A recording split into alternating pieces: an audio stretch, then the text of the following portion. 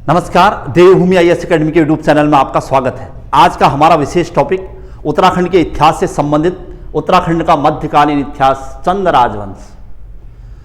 चंद राजवंश का सबसे महत्वपूर्ण टॉपिक कि उस राजवंश की मूलभूत जानकारियां कहां से मिलती हैं, इस राजवंश की राजधानियों का जिक्र कहां से हो रहा है, और इस राजवंश का जो कि मध्यकालीन भारत के इतिहास से तुलना करते हैं हम लोग, उसका एग्जैक्ट टाइमिंग क्या है, इस राजवंश का राज्य प्रतीक और इसके राजाओं के नाम, और इस राजवंश को जानने के पुरातात्विक और साहित्यिक स्रोत आपके सामने रखे गए हैं। तो हम एक एक करके चंद राजवंश, जो कि आने वाली परीक्षाओं के मद्देनजर एक महत्वपूर्ण टॉपिक साबित हो सकता है, और एक लंबा इतिहास, मतलब मान के चले कि उत्तराखंड के इतिहास में 700 से लेकर 1790 तक का टाइम पीरियड, इसे चंद राजवंश कहते हैं।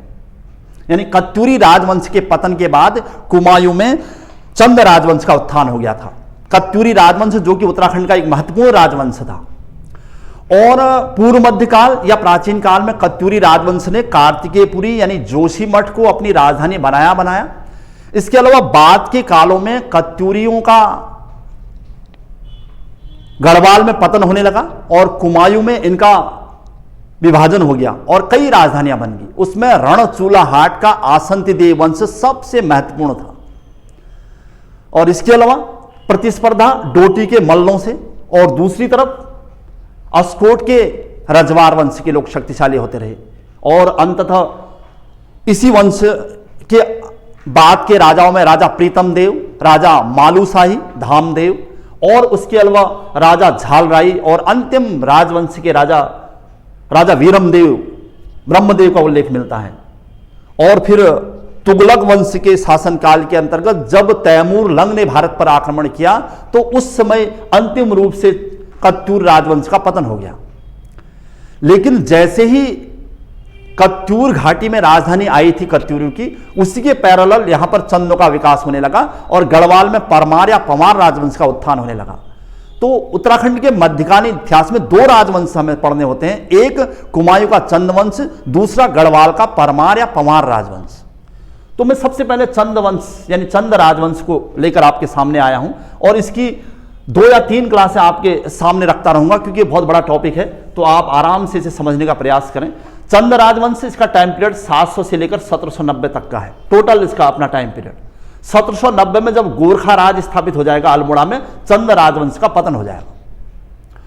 राजधानी सबसे पहले चंपावत, जब कत्यूरियों के दामाद के रूप में राजा सोमचंद ने अपना राज स्थापित किया था यहां पर चंपावत से, तो उसकी राजधानी चंपावत थी, और वो टाइम पीरियड था 700 से लेकर 1563 तक, 1563 तक। और फिर 1563 में भीष्मचंद द्वारा राजधानी इससे पहले ही घोषित कर दी गई थी अल्मोड़ा को, खगमरा के किले में, और अंततः राजा कल्याणचंद थर्ड या बालो कल्याणचंद राजधानी को अल्मोड़ा ले गए थे, और 1563 से लेकर 1790 तक अल्मोड़ा राजधानी रही। तो क्लियर हो गया होगा आपको। टोटल राजवंश का टाइम पीरियड पूछेगा तो 700 से लेकर 1790, और जब तक चंपावत राजधानी थी तब तक का टाइम पीरियड 700 से लेकर 1563, 1563, और फिर अल्मोड़ा राजधानी 1563 से लेकर 1790 तक, जब तक कि गोरखा नहीं आ गई। और समय समय पर गोरखाओं के जो यहां पर चंदों के राज्य प्रतीक देखेंगे, वो गरुड़ और गाय चंदों का राज प्रतीक थे, और उसके अलावा गरुड़ ज्ञानचंद का अपना राज्य प्रतीक था। तो ये सब देखने को मिला है। अच्छा, चंद वंश से संबंधित जानकारी के स्रोत अगर देखें तो इतिहास में हर जगह हम ये देखते हैं कि किसी भी राजवंश की जानकारी के 2 प्रकार के स्रोत होते हैं, एक पुरातात्विक आर्कियोलॉजिकल और दूसरा साहित्यिक स्रोत। पुरातत्व में चंद वंश से संबंधित बहुत ज्यादा जानकारी तो नहीं है, लेकिन जो भी यहां पर है वो क्या हो सकता है कि चंद वंश के पुरातत्व के इतिहास को जानने के जो हमारे पास प्रमाण हो सकते हैं वो क्या हो सकते हैं। ये सबसे पहले ताम्रपत्र, तांबे के पत्तों पर लिखी हुई चीजें। दूसरा अभिलेख, मंदिर, राजप्रसाद यानी राजाओं के महल, और सिक्के। इसमें सबसे जो यहां पर जिक्र हो रहा है वो बालेश्वर मंदिर ताम्रपत्र अभिलेख है, यानी चंपावत के बालेश्वर मंदिर में राजा विक्रमचंद्र का ताम्रपत्र अभिलेख पाया गया है, और वहीं पर चंपावत ताम्रपत्र के नाम से भी जाना जाता है जिसे। तो यानी एक तो बालेश्वर मंदिर ताम्रपत्र और दूसरा चंपावत ताम्रपत्र, ये दोनों राजा विक्रमचंद्र से संबंधित है। और गरुड़ ज्ञानचंद का सेरा खड़कोट ताम्रपत्र, जो कि पिथौरागढ़ से मिला हुआ है, उसके विशाल साम्राज्य की ओर संकेत करता है, जिसमें राजा गरुड़ ज्ञानचंद को सेरा का विजेता भी कहा गया, यानी सोर का विजेता भी कहा गया है।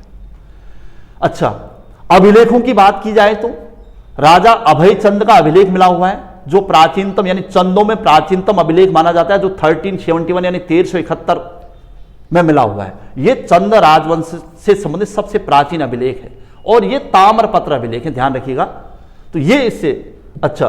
दूसरी तरफ साहित्यिक स्रोत की बात करूंगा तो यह साहित्यिक स्रोत में बहुत सारे प्रमाण जो उत्तराखंड के इतिहास को लिखने वाले उत्तराखंड के इतिहासकार हैं, उनके अलावा जो विदेशी इतिहासकार हैं या भारत के इतिहास से संबंधित जुड़े हुए लोग हैं, वो जैसे बद्रीदत्त पांडे, कुमाऊं को इतिहास उनकी पुस्तक है।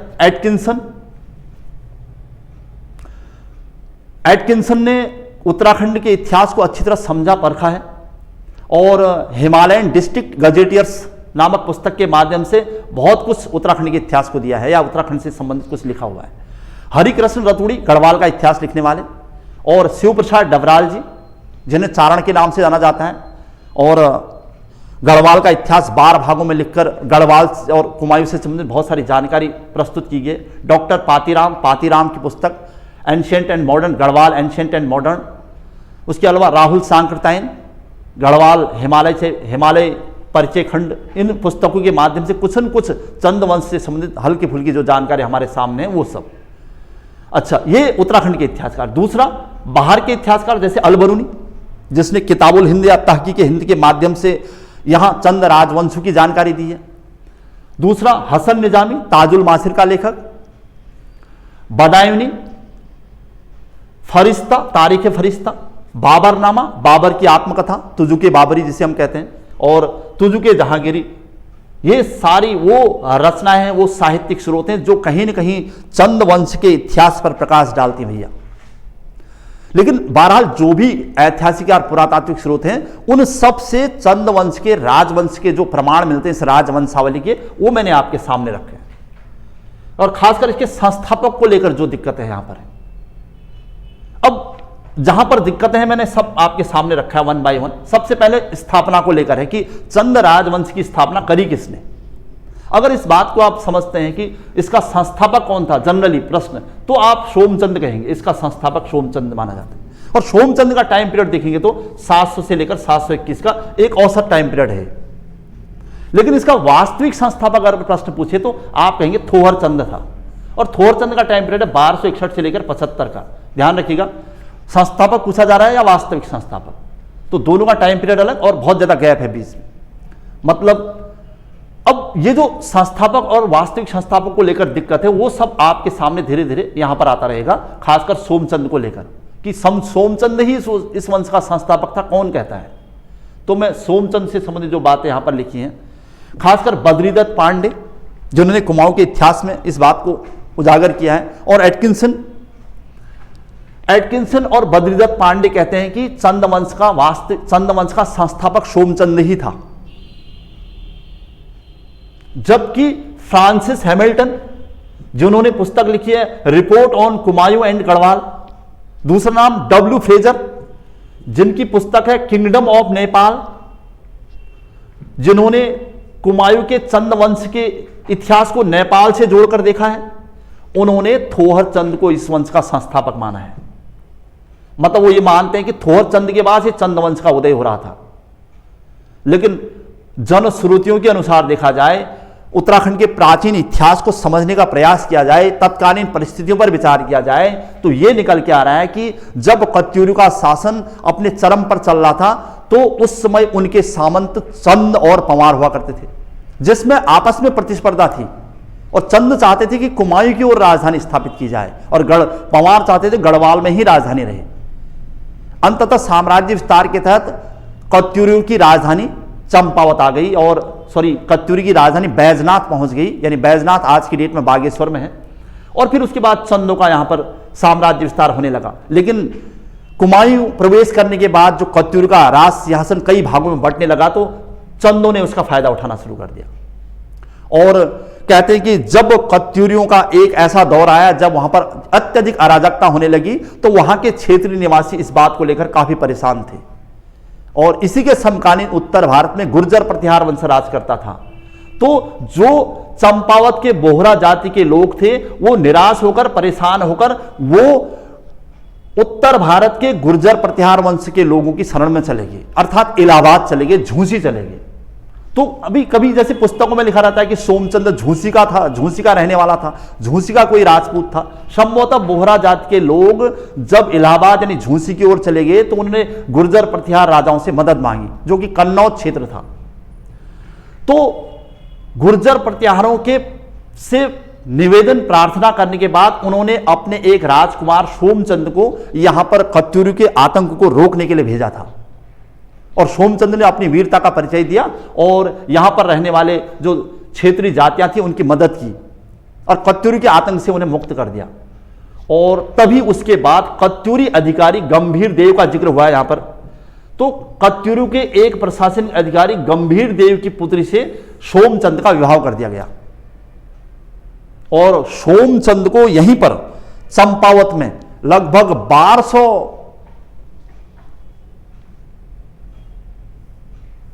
रुपये वार्षिक आय वाली एक जागीर प्रदान कर दी गई। और चंपावत में ही जहां पर कोतवाली चबूतरा है आज की डेट में, कोतवाली चबूतरा चंपावत में, उसके पास ही राजा सोमचंद ने अपनी एक जागीर जो कि 1200 रुपये वार्षिक आय होती थी वहीं पर अपना राज करना शुरू कर दिया और यहीं पर रहना शुरू कर दिया। ये इतिहासकार लिखते हैं। लेकिन कुछ इतिहासकार कहते हैं कि सोमचंद कत्यूरी का दामाद था, कि सोमचंद जब एक बार यहां की यात्रा पर आया था तो कत्यूरी ने प्रसन्न होकर अपनी पुत्री का विवाह सोमचंद से कर दिया और उसे एक जागीर दे दी, और चंपावत के कोतवाली चबूतरे के पास, और वो 1200 रुपये वार्षिक आय वाली जागीर थी। और इसके बाद सोमचंद यहीं रहने लगे। और एक समय ऐसा आया, धीरे धीरे चंद वंश शक्तिशाली होने लगा और फिर कत्यूर वंश कमजोर होने लगा, और धीरे धीरे यहां पर चंद वंश का राज स्थापित हो गया। बहरहाल जो भी कारण है, इलाहाबाद झूसी का निवासी माना जाता है राजा सोमचंद को। फिर चंद वंश की राजवंशावली पर थोड़ा सा हम लोग यहां पर देख लेते हैं। ये देखिए, ये चंद वंश की राजवंशावली का उल्लेख है कि अगर इसको एक सही क्रम दिया जाए भारत के इतिहास से जोड़ते हुए तो चंद राजवंशावली 700 से लेकर 1790 तक का डिटेल हो रहा है। राजा सोमचंद जो कि कहीं न कहीं कत्यूरियों के या कत्यूरियों के प्रशासनिक अधिकारी गंभीर देव के दामाद थे, और यही इस वंश के पहले राजा थे, इसलिए हमने सोमचंद को इस वंश का संस्थापक माना है। लेकिन इनकी राजधानी चंपावत थी, और उसके बाद उनके वंशज यानी आत्मचंद, इंद्रचंद गद्दी पर बैठे, और फिर यह जिक्र होता रहा वीणाचंद का, थोहरचंद, और थोहरचंद को जिनने हमने इस वंश का सबसे शक्तिशाली राजा माना है, और फिर त्रिलोकचंद, धर्मचंद और राजा अभयचंद जिनसे संबंधित एक अभिलेख भी मिला हुआ है। ये इस चंद वंश के प्रारंभिक राजा हैं, जहां तक चंद वंश बहुत ज्यादा शक्तिशाली नहीं था। लेकिन इतना तय है कि थोहरचंद इस वंश का वास्तविक संस्थापक था। 700 से लेकर 1200 तक चंद वंश बहुत ज्यादा शक्तिशाली नहीं था। इन्होंने कत्यूरियों के दामाद के रूप में यहां पर राज किया होगा। जब धीरे धीरे कत्यूरी राजवंश कमजोर होने लगा, यहां पर पश्चिमी नेपाल के आक्रमण होने लगे, चंदों ने अपने आप को मजबूत कर दिया, और थोहरचंद ने अपने वास्तविक चंद वंश की नींव डाली। इसलिए थोहरचंद को वास्तविक संस्थापक कहा जाता है। ठीक है, भारत के इतिहास से हम इसको मैच कराते हुए चलेंगे। राजा थोहरचंद जो कि इस वंश का 23वां राजा है। तो सोमचंद से लेकर अभयचंद तक के मेरे पास जो लिस्ट है उसके अकॉर्डिंग अगर मुझे प्रश्न बनाने होते तो मैं सबसे पहले सोमचंद की ओर चलता, जो कि इस वंश का पहला राजा माना है हमने।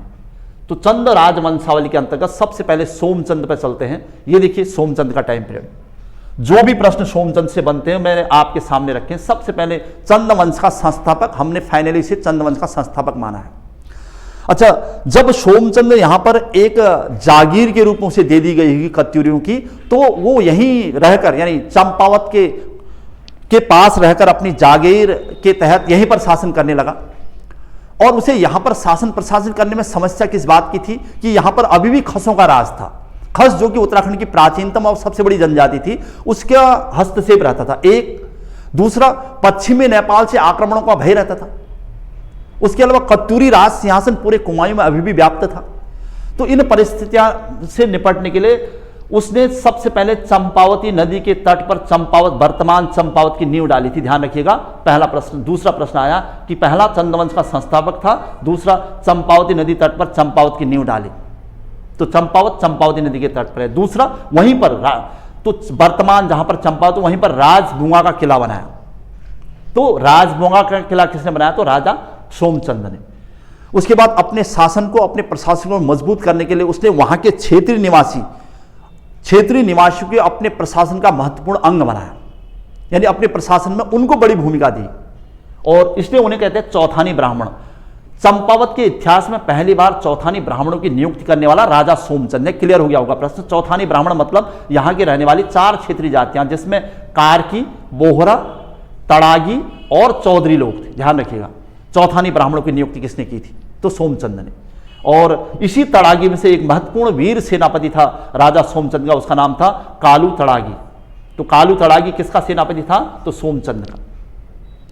इसके अलावा सोमचंद ने अपने साम्राज्य विस्तार के तहत यहां पर, चूंकि वो अभी स्वतंत्र राजा नहीं है, कत्यूरी के दामाद के रूप में यहां पर शासन कर रहा है, इसलिए उसने यहां पर पंचायती राज की नींव डाल दी। अगर प्रश्न पूछेगा तो चंपावत में पहली बार पंचायत सरकार की नींव किसने डाली? तो सोमचंद ने। तो सोमचंद से काफी प्रश्न बन रहे हमारे पास। अच्छा, इसके अलावा अंतिम एक प्रश्न यहां पर, क्योंकि यहां पर खसों का आतंक था, उसने इन चौथानी ब्राह्मणों की मदद से यहां से खसों को पराजित किया था। खसों का आक्रमण समय समय पर होता रहेगा, यह सबसे ध्यान देने वाली बात है। तो ये मेरे पास यहां से 6 या 7 प्रश्न राजा सोमचंद से, जो कि खास प्रश्न है, वो मैंने आपके सामने रखे हैं। लेकिन अगर इस लिस्ट को देखा जाए सोमचंद के बाद के शासन को, तो राजा सोमचंद शक्तिशाली होने लगे धीरे धीरे और एक विशाल साम्राज्य की ओर प्रवेश करने लगे। तो उसके बाद आत्मचंद और फिर इंद्रचंद। इंद्रचंद से हमारे पास जो प्रश्न है वो आपके सामने रखे हैं। इंद्रचंद ने चंपावत में रेशम कारखाना खोला था पहली बार, जनरल क्वेश्चनों में। दूसरा, पटरंग व्यवस्था की शुरुआत की थी रेशम उत्पादन को बढ़ावा देने के लिए। कहते हैं कि पटरंग व्यवस्था के अंतर्गत यह होता था कि जो साम्राज्य में जितना झूठ बोलेगा कि उनका रेशम उत्तम कोटि का है, उनका रेशम व्यापार के अनुकूल है, एक्चुअल में रेशम उत्पादन में चीन पहले स्थान पर आज भी है, तब भी था। इसलिए इस समय इंद्रचंद के समय संभवतः यहां से नेपाल के रास्ते चीन से व्यापार होने लगा था। और रेशम को बढ़ावा देने के लिए, चूंकि भारत में रेशम कारखाने की स्थापना, भारत में रेशम का व्यापार या जिसे रेशम मार्ग कहते हैं, वो कुषाण यानी कनिष्कों की देन है, या कुषाण शासक कनिष्क की देन है, विदेशियों की देन है। और मध्य एशिया के लोग जब चीन जाते थे रेशम का व्यापार करने, वो भारत के रास्ते से होकर जाते थे और भारत को उससे काफी आय होती थी, भारत चुंगी वसूलता था। लेकिन एक समय ऐसा आया, भारत के लोगों ने ही रेशम बनाना सीख लिया और हमारे वहां मध्य प्रदेश में या मंदसौर के आसपास बहुत सारी रेशम बुनकर श्रेणियां हुआ करती थी और जो रेशम बनाने का कार्य करती थी, और धीरे धीरे ये क्षेत्र एक संपन्न रेशम व्यापार उत्पादक क्षेत्र हो गया था। लेकिन एक समय ऐसा आया जब मध्य एशिया के लोगों ने स्वयं रेशम बनाना सीख लिया और ये रेशम व्यापारी बेरोजगार हो गए थे और मध्य प्रदेश के कई मंदिरों में दीपक जलाने का कार्य करते थे। और उसमें एक श्रेणी का जिक्र हुआ है यहां पर, पट्टवाई श्रेणी।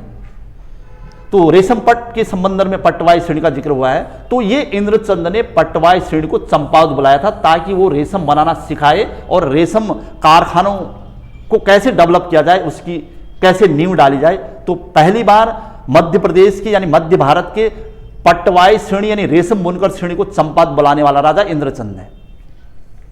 चीन से व्यापारिक संबंध बनाने वाला राजा इंद्रचंद।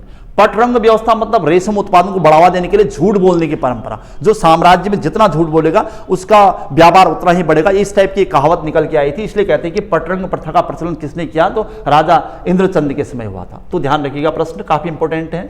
अब मैं आगे बढ़ जाऊंगा। इंद्रचंद के बाद फिर क्या हो रहा था इस समय देखिएगा। अगर इस इंद्रचंद के बाद का टाइम पीरियड यहां पर वीणाचंद का है, मतलब बहुत सारे अन्य राजा भी आए, बीच में गैप देखकर आपको लग भी रहा होगा।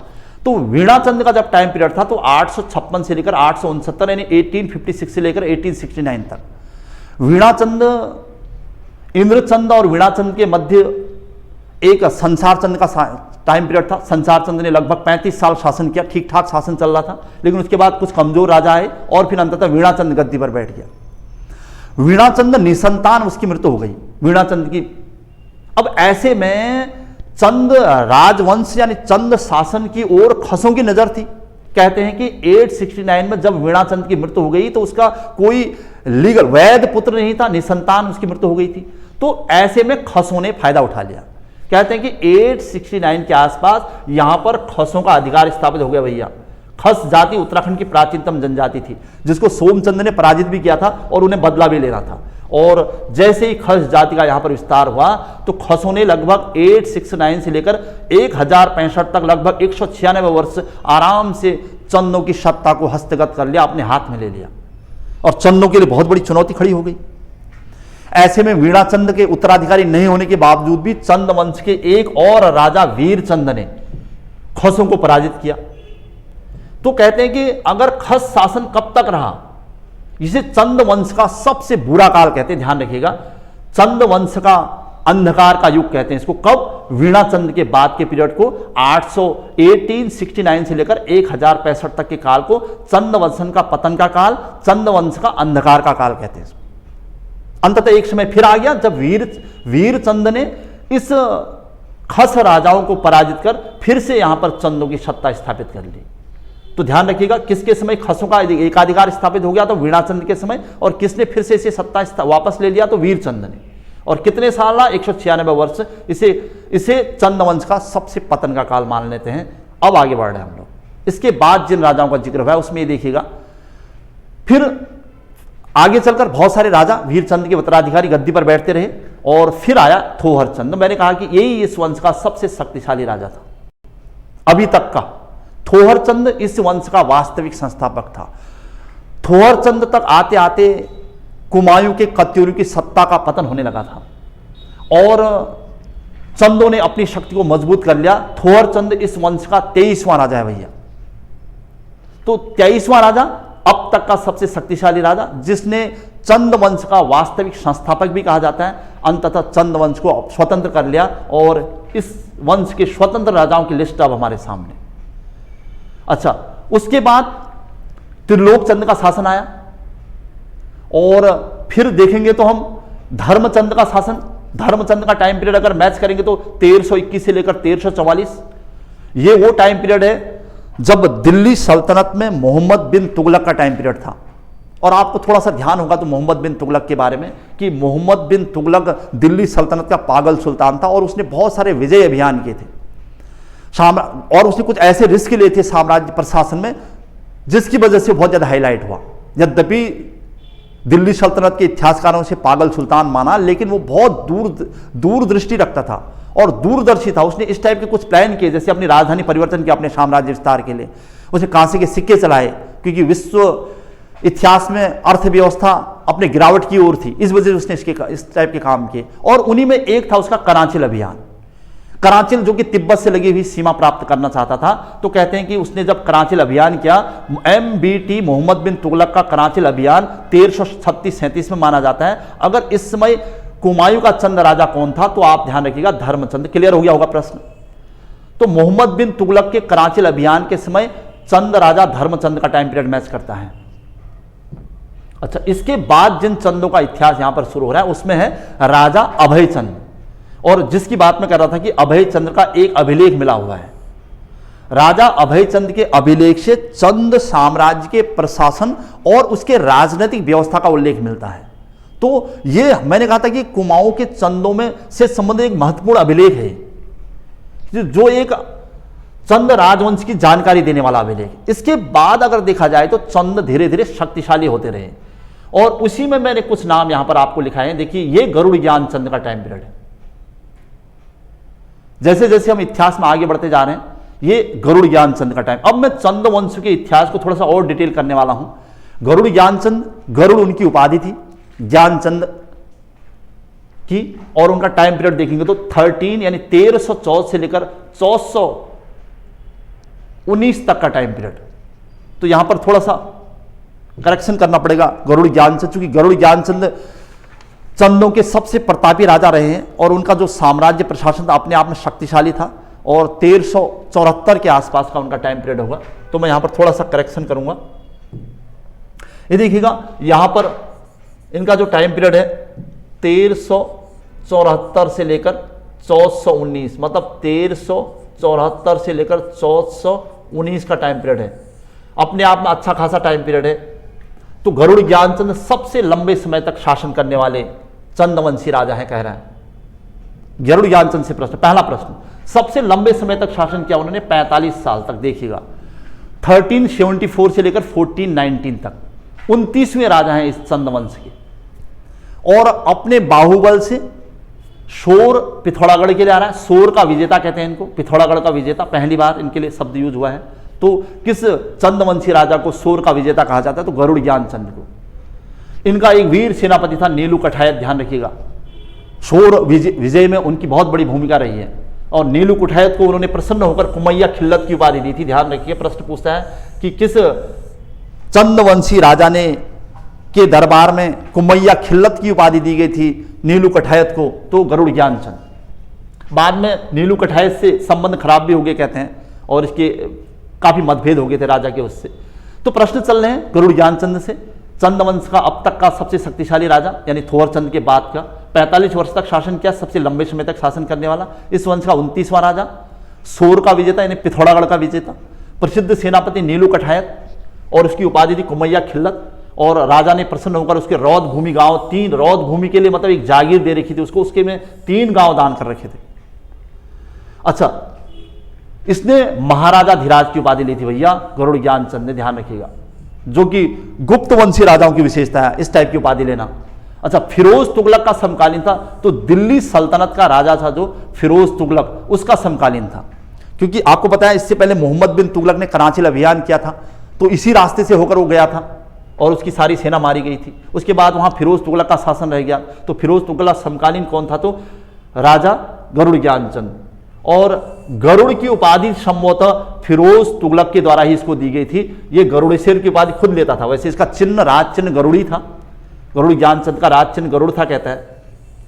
और इसी राज चिन्ह के मद्देनजर दिल्ली सल्तनत के राजा फिरोज तुगलक ने ही गरुड़ ज्ञानचंद को गरुड़ की उपाधि दी थी। ये प्रश्न यहां पर है सामने, ठीक है। तो एक तरफ चंद राजाओं का टाइम पीरियड चल रहा है, दूसरी तरफ उनसे संबंधित कोई खास प्रश्न। तो 2-4 प्रश्न हमें अच्छे से मिले राजा गरुड़ ज्ञानचंद के बारे में। अच्छा, दूसरा इसके बाद है उद्यान चंद का टाइम पीरियड। अगर उद्यान चंद को आप कवर करेंगे तो ये उसका टाइम पीरियड है। देखिए, उद्यान चंद से प्रश्न बन रहे हैं। उद्यान चंद का टाइम पीरियड अगर देखेंगे तो आप, ये है 1420 से लेकर 21 तक का। उसकी सबसे बड़ी उपलब्धि के चंपावत के बालेश्वर मंदिर का निर्माण किसने करवाया? तो राजा उद्यान चंद ने। और बालेश्वर मंदिर के निर्माण में जगन्नाथ मिस्त्री की बहुत बड़ी भूमिका है। बालेश्वर मंदिर चंपावत में है, उसका निर्माण जगन्नाथ मिस्त्री ने किया था। लेकिन वो किस राजा के समय कराया? तो उद्यान चंद के समय। कहते हैं कि उसमें एक गुजराती ब्राह्मण कुंज शर्मा का भी महत्वपूर्ण योगदान रहा था। अब हुआ ऐसा कि चंपावत का बालेश्वर मंदिर अपनी शिल्प कला, स्थापत्य कला के लिए बहुत फेमस जाना जाता है। और राजा उद्यान चंद चाहते थे कि इस प्रकार का कोई मंदिर फिर कोई नहीं बना सके, इसलिए उन्होंने निर्माण के बाद जगन्नाथ मिस्त्री के हाथ कटवा दिए थे। जैसे शाहजहां ने ताजमहल बनवाया और बाद में उसके ताजमहल बनवाने वालों के हाथ कटवा दिए गए, ऐसी कहावत है। ऐसा ही कुछ यहां पर भी हो रहा था। तो जगन्नाथ मिस्त्री इस बात को लेकर बहुत दुखी था। तो जगन्नाथ मिस्त्री ने इस बात से नाराज होकर, यानी चंद राजा की इस दुष्कृत्य से नाराज होकर अपनी बेटी कस्तूरी के साथ मिलकर, उसकी ये बेटी है, अपनी बेटी कस्तूरी के साथ मिलकर एक हथिया नौला बना दिया था। आज भी चंपावत में एक हथिया नौला का नाम है। तो एक हथिया नौला कहां है? तो चंपावत में है भैया। किसने बनाया है? इसी जगन्नाथ मिस्त्री ने अपनी बेटी कस्तूरी के साथ मिलकर एक हाथ से, क्योंकि एक हाथ कट गया था। अच्छा, ये कुंज शर्मा नामक ब्राह्मण का पहली बार उल्लेख हुआ है, तो ध्यान रखिएगा। तो बालेश्वर मंदिर का निर्माण कार्य उद्यान चंद के समय हुआ, पूरा नहीं हो पाया। और हालांकि कहते हैं कि अब ये पूरा नहीं हो पाया, अधूरा था, लेकिन फिर भी उद्यान चंद द्वारा उसके हाथ कटवाना और फिर जगन्नाथ मिस्त्री द्वारा एक हथिया नौला का निर्माण करना, जो कि राजा के लिए सबक था। अच्छा, उसके बाद विक्रम चंद का जिक्र हुआ है। विक्रम चंद जो कि 1423 से लेकर 37, मतलब उसके बहुत बाद के राजा हैं। बीच में बहुत सारे राजा आ रहे हैं, मैं छोड़ता जा रहा हूं, बहुत ज्यादा जरूरत नहीं है उसकी। तो विक्रम चंद ने बालेश्वर मंदिर का निर्माण कार्य पूरा किया था भैया, ध्यान रखिएगा। ये प्रश्न एक और, बालेश्वर मंदिर का निर्माण कार्य किसने किया था और किसने पूरा किया था? पूरा करने की बात हो रही, कंप्लीट करने की बात हो रही। तो विक्रम चंद का टाइम पीरियड है। और इसके प्रमाण ये है कि विक्रम चंद के 2 अभिलेख मिले हुए हैं। एक तो बालेश्वर के मंदिर में ही बालेश्वर ताम्रपत्र और दूसरा चंपावत ताम्रपत्र, जो कि 1423 और 1434 में, यानी 2 ताम्रपत्र हैं इसके। ध्यान रखिएगा, बालेश्वर ताम्रपत्र और चंपावत ताम्रपत्र किस राजा के हैं? तो राजा विक्रम चंद के। और तो और जो बालेश्वर ताम्रपत्र है इसमें तो कुंज शर्मा नामक ब्राह्मण का है कहा जाता है, जिसका रचयिता राम पारणी ऐसा लिखा हुआ है। मतलब इसको संभवतः राम पारणी ने लिखा था और कुंज शर्मा भी इसमें सहयोगी था, और ये उस राजा के समय का है, इस वजह से राजा से इससे जोड़ा गया, वरना ये कुंज शर्मा नामक ब्राह्मण का था कहते हैं इसको। और कुंज शर्मा नामक ब्राह्मण ने बालेश्वर मंदिर में भी सहयोग किया था राजा उद्योत चंद के समय। ये था कुछ चंद राजाओं के नाम। तो हम गरुड़ ज्ञानचंद से लेकर राजा विक्रमचंद और इसके बाद के सभी राजाओं का इतिहास जाने थे। अब इसके बाद के राजाओं को देखा जाए तो विक्रमचंद के बाद एक शक्तिशाली राजा भारती चंद का उल्लेख होने वाला है, और भारती चंद वो पहला राजा होगा जिसने डोटी के मल्लों को यानी पश्चिमी नेपाल के राजाओं को कर देना बंद कर दिया था। थोहरचंद ने अपने को स्वतंत्र किया था, पहला स्वतंत्र शासक, वास्तविक संस्थापक थोहरचंद। गरुड़ ज्ञानचंद ने सोर यानी पिथौरागढ़ पर विजय प्राप्त की, तो उन्हें सोर का विजेता कहते हैं। फिरोज तुगलक द्वारा उन्हें गरुड़ की उपाधि दी गई, शक्तिशाली राजा थे। लेकिन अब जाकर यानी भारती चंद के समय पहली बार ऐसा होगा जब इस चंद वंश के लोग नेपाल को कर देना बंद कर देंगे। पश्चिमी नेपाल में डोटी राज्य का विस्तार था, वहां से आक्रमण होते रहते थे, इस वजह से वहां टैक्स देना पड़ता था। और राजा सोमचंद के समय से परंपरा चली आ रही थी। राजा सोमचंद के समय जो डोटी राजा था, डोटी राज्य, वहां का राजा राजमल था, तब से लेकर ये टैक्स देने की परंपरा चल रही थी, मतलब एक अधीन राज्य के संकेत मिल रहे हैं। लेकिन भारती चंद ने पहली बार नेपाल राज्य को कर देना बंद कर दिया था, ध्यान रखिएगा ये प्रश्न। यह है हमारी चंद वंश से संबंधित आज की पहली क्लास पार्ट 1। इसी का सेकंड पार्ट यानी भारती चंद से लेकर बाज बहादुर चंद और उद्योत चंद तक हम लोग कवर करेंगे, और फिर इसी के पार्ट 3 में हम शेष चंदवंशी राजाओं और उनके प्रशासन की जानकारी देंगे। तो आज की क्लास यहीं पर समाप्त कर देता हूं, तब तक के लिए नमस्कार, जय हिंद।